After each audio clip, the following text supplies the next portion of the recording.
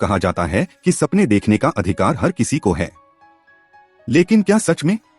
अगर घर में खाने के लिए रोटी न हो, फीस भरने के पैसे न हो और लोग हर रोज आपका मजाक उड़ाएं, तब भी क्या कोई बड़ा सपना देख सकता है? आज की कहानी एक ऐसे गरीब लड़के की है जिसने गरीबी को अपनी किस्मत नहीं बल्कि अपनी सबसे बड़ी ताकत बना लिया। अंत तक जरूर देखिए, क्योंकि इस कहानी की सीख शायद आपकी जिंदगी भी बदल दे। चैप्टर 1, एक छोटा सा गांव, एक बड़ा सपना। भारत के एक छोटे से गांव में अर्जुन नाम का लड़का रहता था। उसका घर मिट्टी का था। बरसात में छत टपकती थी, गर्मियों में घर भट्टी जैसा गर्म हो जाता और सर्दियों में ठंडी हवाएं सीधे अंदर आ जाती थीं। उसके पिता दिहाड़ी मजदूर थे।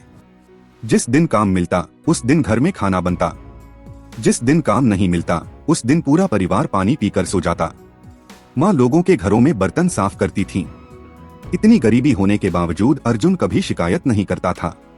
उसके मन में सिर्फ एक सपना था, एक दिन मैं इतना बड़ा इंसान बनूंगा कि मेरे माता पिता को फिर कभी गरीबी नहीं देखनी पड़ेगी। चैप्टर 2, संघर्ष की शुरुआत।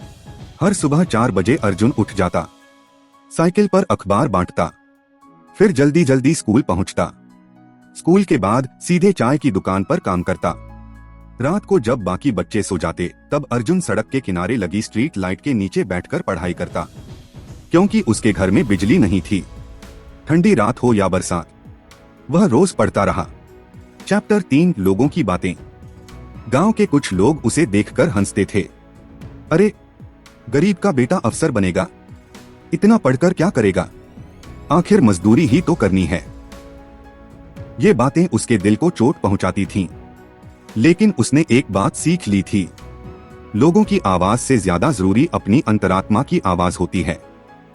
चैप्टर 4, शिक्षक की सीख। एक दिन उसके शिक्षक ने उसे स्ट्रीट लाइट के नीचे पढ़ते हुए देखा।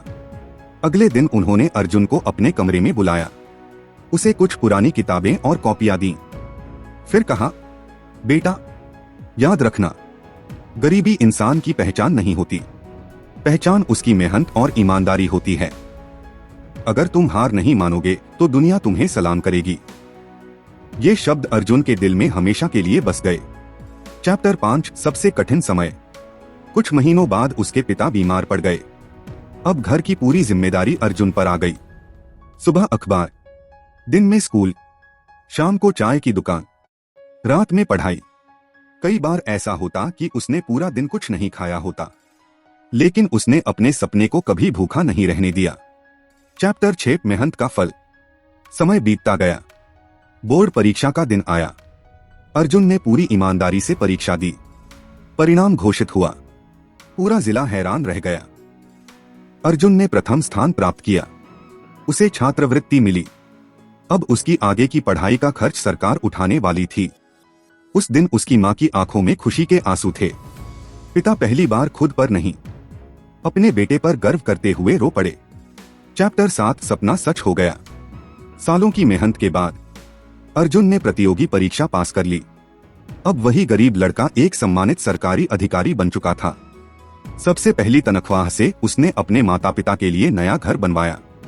जिस गांव में कभी लोग उसका मजाक उड़ाते थे, आज वही लोग अपने बच्चों से कहते थे, अगर जिंदगी में कुछ बनना है तो अर्जुन जैसा बनो।